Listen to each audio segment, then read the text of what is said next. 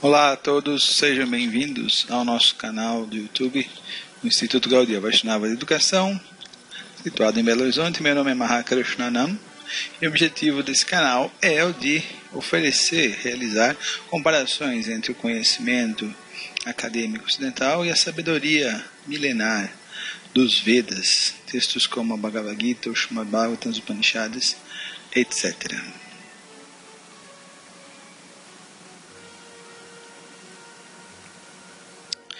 Então, esta videoaula faz parte de uma série conhecida como Uddhava Gita, que são as instruções do próprio Sr. Krishna, a divindade suprema, de acordo com os Vedas, para seu ministro, para seu devoto íntimo, chamado Uddhava. Se vocês quiserem mais detalhes, vejam a nossa videoaula Uddhava Gita 1. Eu vou tentar deixar a descrição aqui em cima. Porém, depois de eu ter visto vários canais grandes anunciarem a inscrição do link em cima e depois não aparecer, mas de qualquer forma procurem o Uddhava Gita 1 que vocês vão que vai estar todos os detalhes, né? Vai ter a introdução de quem são esses personagens, qual a importância gigantesca do Uddhava Gita. O Uddhava Gita é como se fosse a expansão do Srimad Bhagavatam, só que mais aprofundada, na Bhagavad Gita, só que mais aprofundada. Enquanto Krishna está falando com Arjuna na Bhagavad Gita, que é um militar, um kshatriya, grihastha, chefe de família, então ele está falando sobre os preceitos de Karma Yoga, né?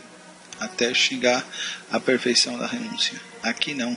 Uddhava, como já eram praticamente igual a Krishna, Krishna já pede para Uddhava tomar sannyasa e ele vai estar dando instruções para um sannyasa. Enquanto as instruções do Bhagavad Gita são mais universais, são para alguém inserido no meio social. Há uma consciência, há uma cara de alguém que está inserido no meio social. Já o Uddhava Gita, não. Devido ao avanço de Uddhava, Krishna está pedindo para Uddhava tomar sannyasa, aceitar a renúncia. Então, fazendo esses vídeos paralelos, podemos entender a dimensão da Bhagavad Gita e o Uddhava Gita como uma extensão, como um sendo a continuação do outro. Pelo estúpido que vos fala. Então, Uddhava Gita, canto 11 do Bhagavad Purana, capítulo 9. Começa. O Brahmana Santo, que na verdade, como a gente viu no primeiro episódio da série, Krishna está contando para Uddhava a história narrada por um Brahmana Avaduta, totalmente desapegado, a Maharaj Yadu. Então o Brahmana Santo, o Brahmana Avaduta, disse: todos consideram determinadas coisas no mundo material como muito queridas para si, e devido ao apego a esses objetos, eles por fim se tornam infelizes. Ou seja, algo que eles desejavam tanto acaba a médio e longo prazo trazendo sofrimento e infelicidade.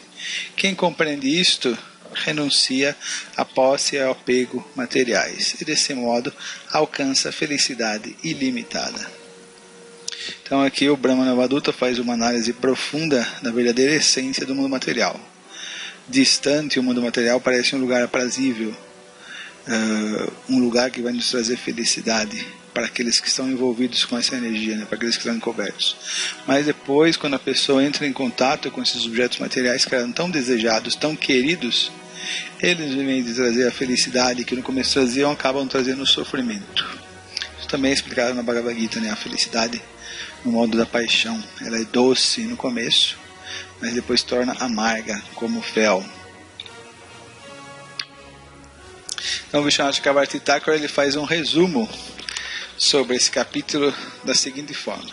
Esse capítulo descreve 7 mestres espirituais. Começando com o pássaro Kurara, o corpo material foi adicionado como o 8º mestre espiritual neste capítulo, que vai ser o último mestre. No total, as lições de 25 mestres espirituais a serem aprendidas são descritas. Aqui ele está contando com os capítulos anteriores. Quando alguém desfruta do objeto que é mais querido para ele, certamente enfrentará grande aflição mais tarde. Essa é a opinião de Vishwanath Chakravarti Thakur. Por outro lado, aqueles que permanecem alheios a tal apego, permanecendo como a Kinchana é uma pessoa que tem uma consciência avançada, mas ela não tem posse nenhuma devido à sua compreensão do mundo material. Diferente do mendigo. O mendigo não tem posses materiais, mas está cheio de desejos materiais. Mas ele não tem posses materiais devido ao seu karma de vidas passadas. Então aqui fala sobre a Kinchana. Lembra-se que a Kinchana Gochara, né? Maharaj Kunti Devi, em suas orações, a rainha Kunti, no capítulo 8 do primeiro canto do Srimad Bhagavatam, fala sobre esse conceito importante. Então, esse é uma joia, esse é um ornamento importante para um Bhakta. Ele, às vezes, não tem nada, mas o seu apego no coração é Krishna. Quando ele não tem nada, significa que ele não tem obstáculos, não tem como perder tempo no mundo material. Então, todo o seu tempo, toda a sua meditação, toda a sua energia é concentrada na adoração a Krishna. Ele não tem empecilhos, não tem estorvo, não tem outras coisas para perder tempo e nem se enredar. Então, a Kinchana são conhecidos como homens instruídos, qualificados a alcançar felicidade ilimitada. Então, esse é um dos temas principais desse 9º capítulo do Bhagavad Gita. E o tema central a gente pode qualificar como o desapego. Na vida familiar, os pais estão sempre em ansiedade devido a seu lar, filhos e reputação. Lembre-se da história do pombo no capítulo 7 do Bhagavad Gita. Mas nada tem a ver com essas coisas. Não me preocupo em absoluto com família, nem me interesso por honra ou desonra. Essa é a característica também de um devoto avançado, de um transcendentalista, né? A honra e a desonra era relacionada ao corpo, ao karma da pessoa. A alma espiritual de Vatma é pura. E a única coisa que ela faz é servir a Krishna. Estar em consciência de Krishna. Então, honra ou desonra, isso é relacionado ao corpo, fama e má fama. Lógico que é devido também à nossa escolha, ao nosso arbítrio, mas esse arbítrio vai nos levar a conectar com determinado guna, bondade, paixão e ignorância, e é ele que vai nos trazer má fama ou boa reputação. Desfruto apenas a vida da alma, em consciência de Krishna, né? E encontro o amor na plataforma espiritual, que é onde o amor realmente está em sua plenitude, não um amor parcial que nós encontramos nas relações materiais, um amor incompleto, imperfeito, porque está fadado à destruição devido à Kala, ao tempo eterno. Dessa maneira, vagueio pela terra como uma criança. Aqui também a gente vê uma questão interessante, né? Ele fala sobre devido à pureza do Avaduta, do devoto puro, do Paramahansa, a sua atitude é como de uma criança curiosa. A sua ingenuidade, a sua pureza, a sua total ausência de malícia, de querer se dar bem, de querer explorar as coisas e as pessoas. Então a sua disposição é como de uma criança, né? Sem malícia, ingênua. Quem é que faz essa comparação de uma pessoa santa com as crianças? A gente pode fazer um paralelo com Jesus Cristo, né? Vem de mim as criancinhas. Aqui o verso 2 a gente trocou de maneira proposital, não é um erro. Vocês sabem que o nosso canal é muito bem articulado, muito bem estruturado, muito bem feito. Ele nunca se pautou, nunca se baseou no estilo punk faça você mesmo. Por isso ele é tão apreciado, né? Tão compreendido pelas pessoas. Então aqui o verso 2, certa vez um bando de falcões enormes que não conseguiam achar nenhuma presa atacou outro falcão mais fraco. Isso é bem conhecido entre esses animais predadores de grande porte, né? Esses grandes predadores. Mas isso também simboliza, né, a essência do mundo material, né? Essa competição, cobra engolindo cobra, ou como Thomas Hobbes define, né? O homem é o lobo do homem. Naquele momento, estando em perigo de vida, o falcão abandonou a carne e experimentou a verdadeira felicidade. Então todo o nosso sofrimento surge ao apego, a querer manter as nossas posses. Quando nós nos apegamos e temos como direção a autorrealização, nós experimentamos verdadeira felicidade.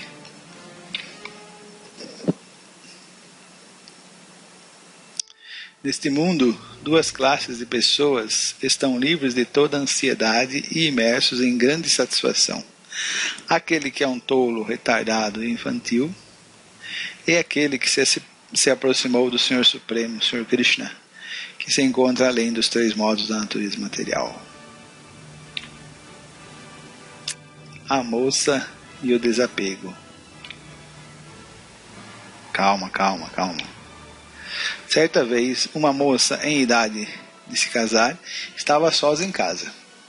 Porque aquele dia seus pais e parentes tinham ido a outro lugar, nessa ocasião chegaram alguns homens à sua casa, desejando especificamente desposá-la.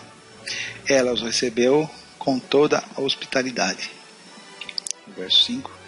A moça foi a um lugar reservado e começou a preparar algo que seus hóspedes inesperados pudessem comer.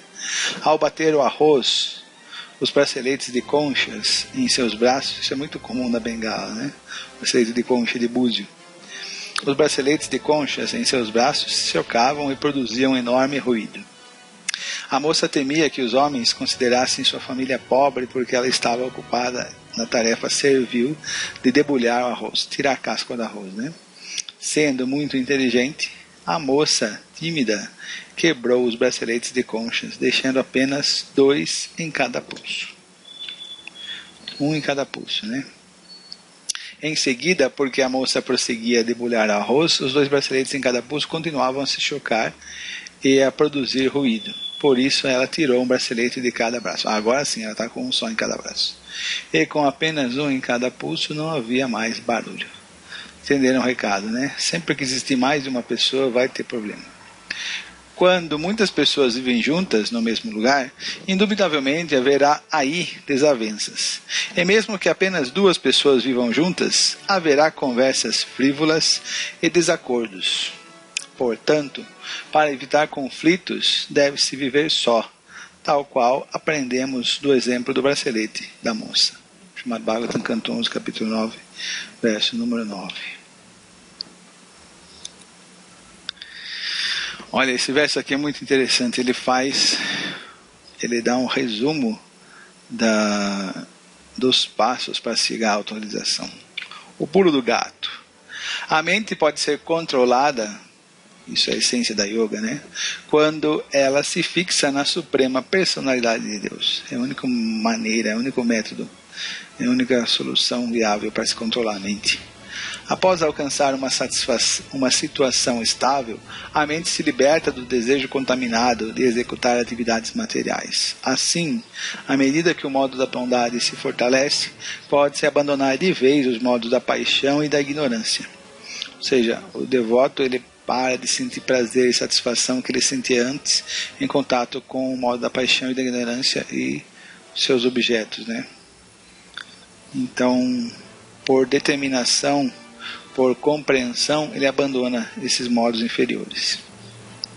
À medida que o modo da bondade se fortalece, pode-se abandonar de vez os modos da paixão e da ignorância. E aos poucos, transcende-se até o modo material da bondade. Lembre-se que esse é o modo da bondade mesclado, Sattva Mishra. Tem umas pitadas de Rajas e Tamas. Mas é um estágio antes da transcendência completa. Transcendência completa significa Krishna. Quando a mente se livra do combustível dos modos da natureza, extingue-se o fogo da existência material. Parou de arder, né?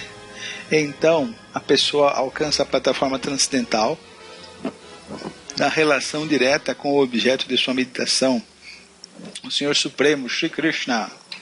Dessa maneira, quando a consciência está completamente fixa na verdade absoluta, a suprema personalidade de Deus, a pessoa não vê mais dualidade nem realidade interna e externa. Dá-se o exemplo do fabricante de flechas que estava tão absorto em fazer uma flecha aprumada, flecha perfeita, que nem mesmo notou a presença do próprio rei, que estava passando bem ao seu lado. Em relação a esse exemplo da flecha, e do rei, a gente pode se lembrar do passatempo de Krishna com Vidura. Então, quando Krishna foi a Vidura, Duryodhana, com toda a pompa, convidou Krishna para almoçar em sua casa, né? Porque ele era rico, milionário, o imperador. Só que Krishna rejeitou o convite de Duryodhana e aceitou o convite de quem? De Vidura. Vidura era pobre, né? Filho de uma Shudrani. Mas, pelo nível de consciência, de devoção de Vidura, Krishna foi até a casa de Vidura para aceitar almoço. Lá, quando estava servindo a refeição, Vidura começou a servir. É que Vidura e Uddhava são íntimos, né? Vede o canto 3. Então, Vidura começou a servir bananas para Krishna. Só que Vidura se encontrava em tanto êxtase, tanta absorção, tão apegado a Krishna, tão feliz por Krishna estar na sua frente, ele estava tão tomado, tão enlevado com isso, que ele pegava a banana, descascava e entregava a casca para Krishna e jogava a banana fora. Ele estava totalmente em êxtase, totalmente em consciência interna. Qual foi a reação de Krishna quando Krishna viu isso? Ele ria porque ele via o nível elevado do seu devoto. Então isso é consciência de Krishna, absorção completa em Krishna. A pessoa santa deve permanecer só e vigiar constantemente. Orai e vigiai, ó meu povo. Só e viajar. Desculpem, eu li errado. Viajar, que é a essência do sannyasi, do renunciante, do andarilho, né, na cultura védica. Ele nunca tem um lar, ele nunca tem uma posse. E para que ele se mantenha desapegado, ele sempre está viajando. Que isso mantenha a sua consciência arejada e as relações não criam aquele limbo, né, que fazem as pedras ficarem emperradas. Então, as pedras têm que estar sempre rolando. A pessoa santa deve permanecer só e viajar constantemente sem residência fixa, sendo vigilante. Orai e vigiai, meu irmão. Deve permanecer isolada e deve agir de modo que não seja reconhecida nem notada pelos outros. Ou seja, ela não deve estar interessada em prestígio, fama. Eu sou o novo santo aqui, eu sou o novo sadhu, o novo orador. Venham me prestigiar, venham beijar minha mão. Venham. Andando sem companheiros, que alívio. Ela não deve falar mais que o necessário. Esse foi o verso 14 do capítulo 9 do 11º canto do Srimad Bhagavatam. Que é um dos grandes exemplos do sadhu. Mas esse sadhu, por compaixão, por misericórdia, baixou da plataforma de Uttamadhikari para a plataforma de Madhyamadhikari, devoto intermediário, simplesmente para viajar, mas para falar muito sobre Krishna e para instruir as pessoas a se tornarem conscientes de Krishna pelo mundo todo.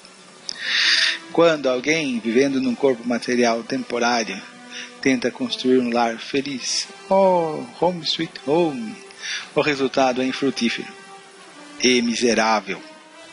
A serpente, né, a essência do pente, no entanto, entra num lar construído por outros e leva uma vida próspera e feliz. A cobrinha azul, né? Veja como ela é esperta, né? Ela não fica ralando por anos para construir uma casa só a construção da casa, o acabamento, mexer com pedreiro é tanta dor de cabeça, é tanta perrengue. Então a cobrinha azul, ela simplesmente vai, encontra um lar pacífico, consciente de Krishna e vive nele. Esse lar pacífico, às vezes e pertencente a outros, é conhecido como o templo Hare Krishna, onde o Senhor Jagannatha mora, né?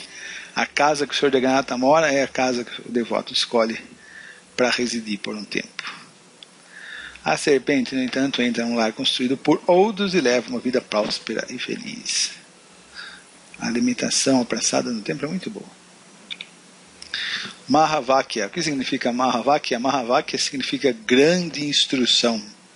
Então significa que esse é um verso-chave dentro desse capítulo, dentro desse livro ou da obra em questão, né? O Senhor do Universo, Narayana, Haribo, é o Deus adorável de todas as entidades vivas. Sem assistência alheia, o Senhor cria este universo mediante sua própria potência. e, na ocasião do aniquilamento, destrói o universo através de sua expansão pessoal sob a forma do tempo e recolhe todo o cosmos, incluindo todas as unidades vivas condicionadas dentro de si mesmo. Logo, seu eu ilimitado é o refúgio e reservatório de todas as potências. O sutil pradhana, o alicerce de toda manifestação cósmica, é os ingredientes do bolo. É conservado dentro do Senhor e, desse modo, não é diferente dele. Ou seja, Krishna é e não é a energia material. Na verdade, a energia material é uma de suas Shaktis, suas energias. Sua energia material é diferente de Krishna, mas ao mesmo tempo não é. Depois do aniquilamento, o Senhor permanece só. Então era Krishna que existia antes da criação, Krishna continua existindo na criação, e depois da criação, adivinha o que vai existir? Sim, muito bem, Krishna.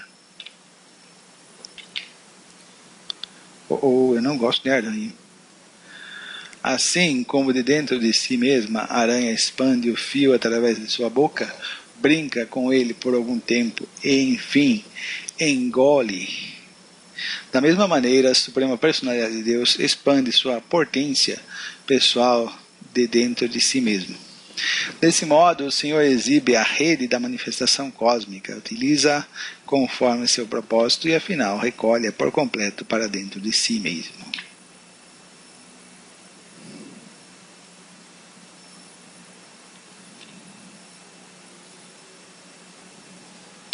O corpo como guru. Então agora vamos, como a gente fez nos capítulos anteriores, ver no próprio Bhagavatam, aqui, muito bem. Então aqui o verso 24 a 33, né, como a gente viu a recomendação, vai ver depois, né. Então vamos lá, a gente vai ver os versos 24 a 33 e terminar esse capítulo 9. Aqui o verso 24. Ó Rei, de todos esses mestres espirituais, adquiri grande sabedoria. Agora ouve, por favor, enquanto explico o que aprendi de meu próprio corpo. O corpo material também é meu mestre espiritual porque me ensina o desapego.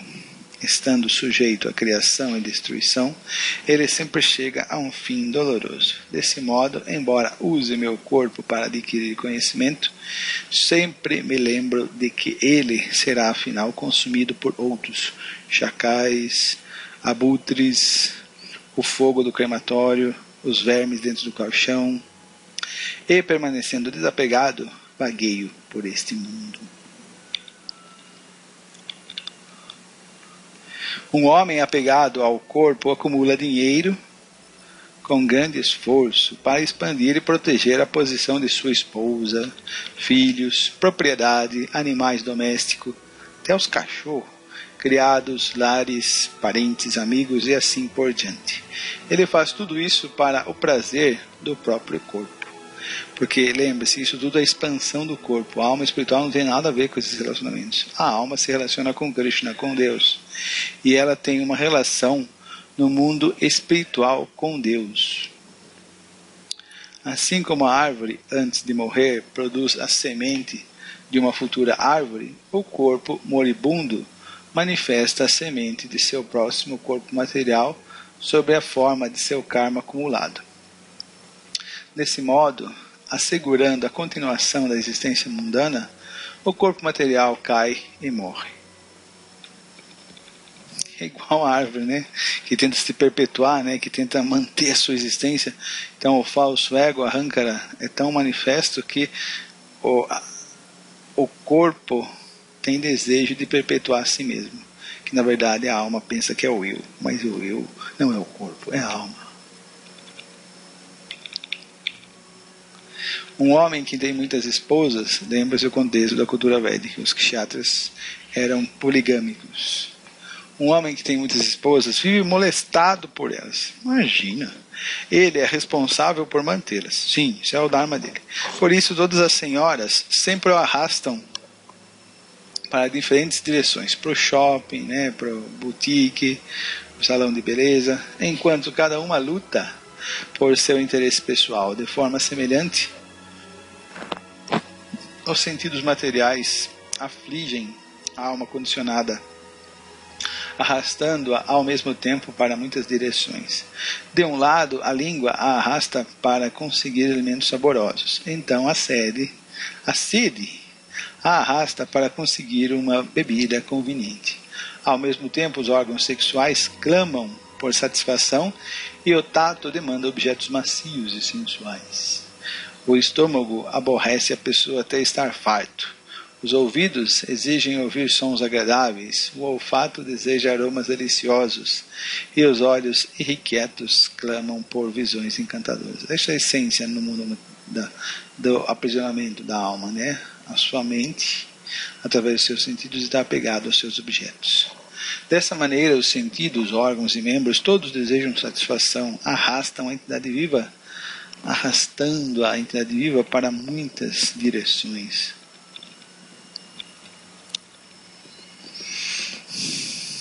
A Suprema Personalidade de Deus, expandindo sua própria potência Maya Shakti, criou inúmeras espécies de vida para alojar as almas condicionadas.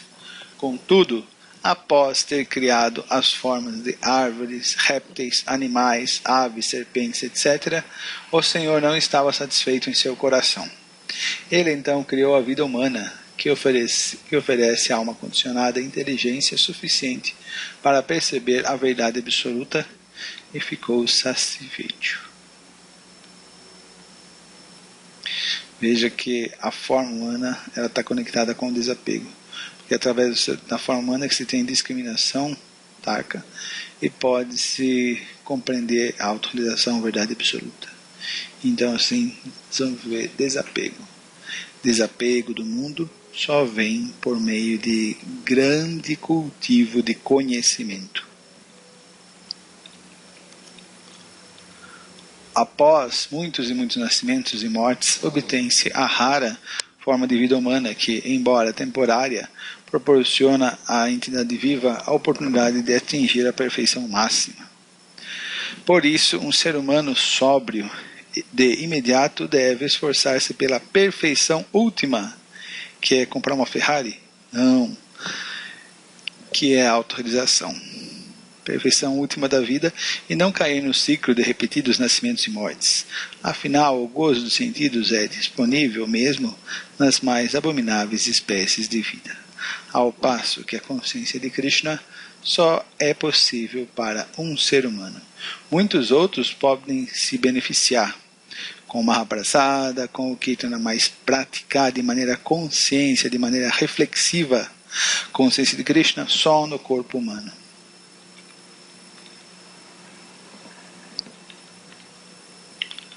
Tendo aprendido esses ensinamentos de meus mestres espirituais, permaneço situado na compreensão acerca da Suprema Personalidade de Deus, Krishna, e plenamente renunciado e iluminado pelo conhecimento espiritual vivenciado, Vijnana, na prática, vagueio pela terra sem apego nem falso ego. Não é uma questão de crença, meu filho. É o conhecimento espiritual vivenciado, ou seja, isso se tornou sabedoria. Não é crença, é experiência prática. Embora a verdade absoluta seja sem segundo, Dvandva, é uma expressão muito importante, na filosofia védica. Os sábios a descreveram de muitas maneiras diferentes. Portanto, a pessoa talvez não seja capaz de adquirir conhecimento muito firme ou completo de um só mestre espiritual. Então eu vou ter que fazer um comentário a respeito desse verso, porque aqui induz a compreensão de que a gente deve ter mais de um mestre espiritual. Então, qual é é lógico que dentro do contexto do capítulo do Brahmanavaduta isso é compreensível, mas como é que eu vou aplicar isso para nós, membros do Gaudiya Vaishnavismo atual, contemporâneo? Então, Hridayananda Maharaj tem o cuidado de colocar bem isso em seu significado. Eu vou ler um pouquinho e depois eu vou explicar. Srila Sridhar Swami faz o seguinte comentário sobre este verso. A afirmação de que alguém precisa de muitos mestres espirituais de certo requer explicação, uma vez que praticamente nenhuma das eminentes pessoas santas do passado, ele está se referindo aos acharyas, ao parampara, se refugiou em muitos mestres espirituais, senão que todas aceitaram apenas um.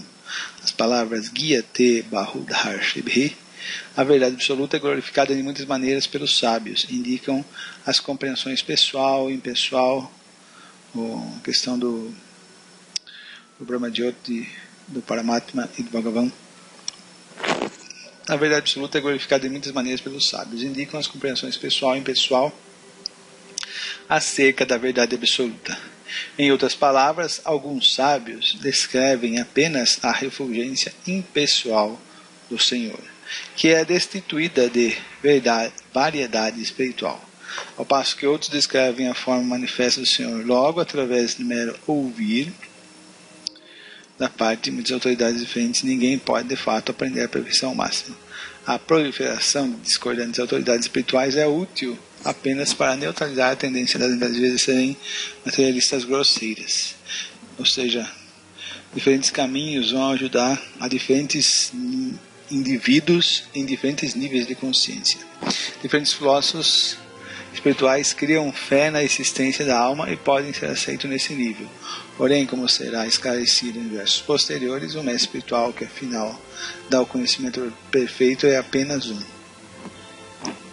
Então tem essa questão, diferentes mestres, diferentes escolas podem dar diferentes versões da verdade absoluta, mas em última análise, a verdade absoluta ela é una, e o seu aspecto mais elevado é Bhagavan.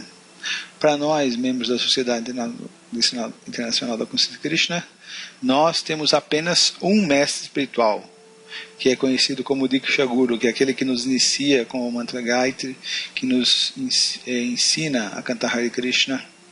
Então nós temos uma relação com ele. Mas nós podemos aceitar muitos mestres no Consciência de Krishna, né? A questão dos Shiksha Gurus, muitos podem nos instruir. A questão do Brahmanavaduta, devido à sua consciência tão elevada, ele tinha conhecimento perfeito, então tudo que ele via, ele conseguia aprender alguma coisa, ou como fazer, ou como não fazer. Então ele conseguia ser instruído por qualquer um, por qualquer coisa, até mesmo por um cachorro. Mas isso porque ele já tinha conhecimento avançado. Para nós que somos neófitos e estamos caminhando, engatinhando, melhor dizendo, na vida espiritual, nós aceitamos um mestre espiritual iniciador, Diksha Guru. E esse é o nosso mestre espiritual principal. Mas nós podemos ter muitos outros mestres espirituais, mesmo na nossa plataforma neófita, contanto que sejam devotos autênticos, fidedignos. Esse é o caso do Shiksha Guru. Então, o Shiksha Guru nós podemos ter muito, mas mestre espiritual instrutor, nós temos apenas um, que é o Diksha Guru. Essa foi a resolução muito plausível, muito razoável que a ISKCON conseguiu chegar dentro do Gaudiya Vaishnavismo. Veja que é um significado longo, porque ele vai pegar Vishwanath Chakravarti, Thakur, Bhaktisiddhanta Saraswati, entre outros.